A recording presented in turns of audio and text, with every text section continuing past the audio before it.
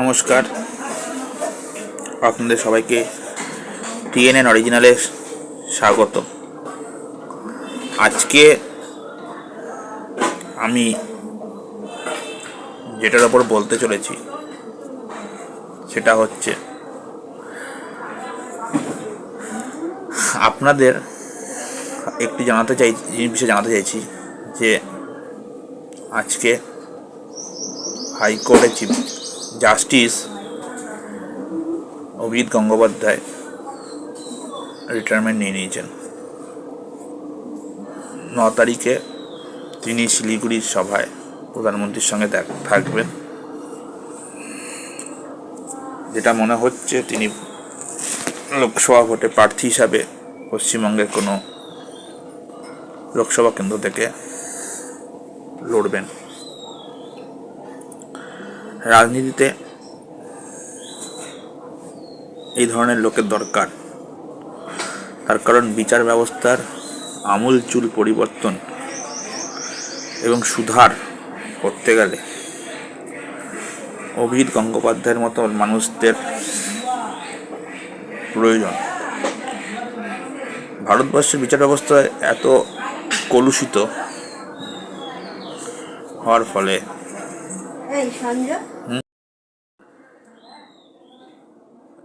তার আগমন এখানে ভারতীয় রাজনীতিতে, পশ্চিমবঙ্গের রাজনীতিতে একটি গুরুত্বপূর্ণ ঘটনা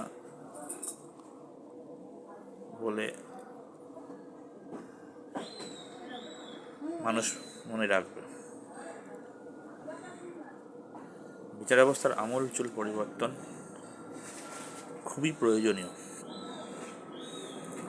পুলিশি ব্যবস্থার আমূলচূল পরিবর্তন, এক দেশ এক পুলিশ বিধি, এক দেশ এক বিচার বিধির প্রবর্তন করা, গরিবকে দিনের পর দিন, বছরের পর বছর, তারিখের পর তারিখ বিচার ব্যবস্থার ঘুরতে হচ্ছে, যেটা খুবই খারাপ। ভারতীয় পার্লামেন্টে যদি অভিজিৎ গঙ্গোপাধ্যায়ের প্রবর্তন ঘটে একজন সাংসদ হিসাবে, তিনি আশা করব বিচার ব্যবস্থার পরিবর্তন করতে খুব ভালো মতো পারবে। শুধু তাই না, পশ্চিমবঙ্গের ক্লাব এবং ভারতবর্ষের বিভিন্ন ক্লাব অর্গানাইজেশনের রেজিস্ট্রেশন পদ্ধতিটাও চেঞ্জ করা উচিত। 2-4 লাখ টাকা করে যে ক্লাবগুলোকে পশ্চিমবঙ্গ সরকার দিয়েছে, সেই ক্লাবগুলো কতটা খেলাধুলার কাজে লাগে আর কতটা সমাজ বিরোধী কার্যকলাপের পিছনে খরচা হয়, সেটা পরিদর্শন করা উচিত।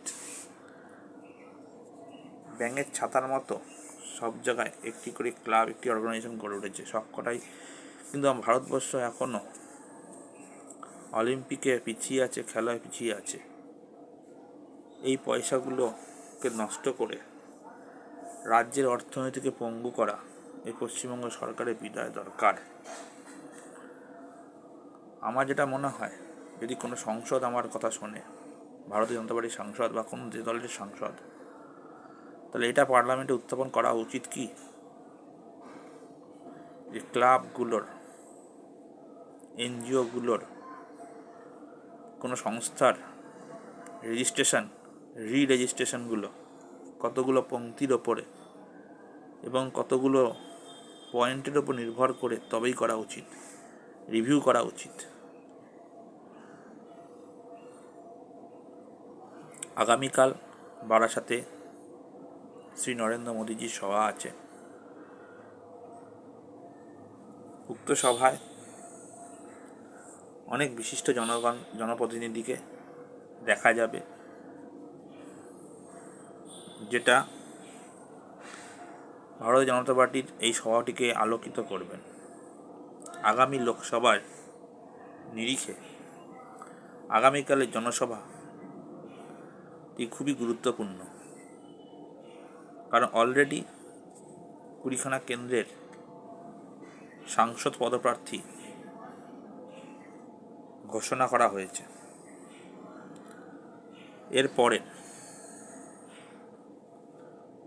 যে 22টি পদপ্রার্থী ঘোষণা করা হবে সেটি কবে হয় সেটা আমাদের দেখা, হয়তো কালকের পরেই হয়ে যেতে পারে, বা 7 তারিখ এর পরে হতে পারে, অথবা 9 তারিখের পরে ডিক্লেয়ার হতে পারে। কারণ ভারতবর্ষের লোকসভা কেন্দ্র সরকারের মেয়াদও শেষের দিকে, তার আগেই ভোট কমপ্লিট করে সরকার গঠন করতে হবে। এবং আশা করব নরেন্দ্র মোদী 3.0 আমরা দেখতে চলেছি। যেই সরকারটি ভারতের ডেভেলপমেন্টের জন্য স্থায়ী সরকার দান করার ক্ষেত্রে গুরুত্বপূর্ণ একটি দিক। এই বলে আজকের ভিডিওটা এখানেই শেষ করছি। আগামীকাল আবার ভিডিও দিতে পারি বা তার পরের দিন হতে পারে, কারণ এই চ্যানেলটি এটি নিউজ চ্যানেলে পরিণত হতে যাচ্ছে। আগামীকালে এই টিএনএন অরিজিনাল হয়তো স্যাটেলাইট চ্যানেলও হতে পারে। নমস্কার, আজকের শুভ বিকেল আপনাদের সবাইকে। আজকের দিনটি ভালো কাটুক এই বলে আমি এখানে আজকে আমার চ্যানেলটি শেষ করছি, বক্তব্যটা শেষ করছি। পরে দেখা হবে। এই টিএনএন অরিজিনালেরই আরেকটি চ্যানেল TNNF, তার লিঙ্কটি ডেসক্রিপশন বক্সে দেওয়া হলো। এটি একটি ইতিহাসের বিভিন্ন স্থাপত্য, ছন্দ, কলা, মজা, পশু পাখি, খাদ্য এবং প্রাকৃতিক চিকিৎসার ওপরে চ্যানেল। আপনারা এটিও দেখতে পারেন, লাইক করতে পারেন, শেয়ার করতে পারেন, সাবস্ক্রাইব করুন। এই বলে আজকে এখানে ইতি করছি।